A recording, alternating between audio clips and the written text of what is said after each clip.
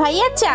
এই চা রেখে দে, তুই আগে আমার পায়ের জুতাটা পরিষ্কার করে দে। এই নে আমার জুতা। যদি সুন্দর না হয় রে, তোর খবর আছে। তোর সাহস কিভাবে হয় আমার ওয়াইফকে এসব কথা বলার? তোমার বন্ধু কেন অসম্মান করছে আমাকে? তুই তো স্ত্রীকে বলিসনি মেয়েদের সাথে এমনই ব্যবহার করতে হয়? তোর আজকে কি হলো? আমি তো কখনোই দেখিনি তোর এমন ব্যবহার। কেন তুই তো বাইরে মেয়েদের সাথে এমনই করিস?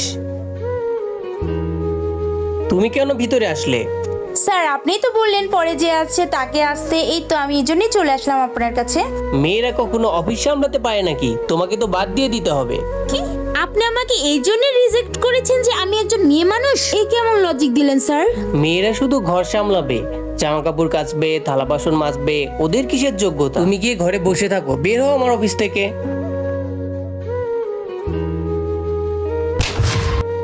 তাহলে তোমার এই ধরনের মন মানসিকতা? আরে তুমি মেয়েদেরকে সম্মান করতে শেখো। ভবিষ্যতে যদি আমাদের মেয়ে হয়ে থাকে তাহলে তো তুমি আমার মেয়েকেও ভালোবাসবে না। তুমি কিভাবে পারলে এমন করতে? এখন থেকে আমি আর এমনটি করব না। যারা মেয়েদেরকে সম্মান করে থাকেন তারা অবশ্যই আমাদের চ্যানেলটি লাইক এবং সাবস্ক্রাইব করে যাবেন।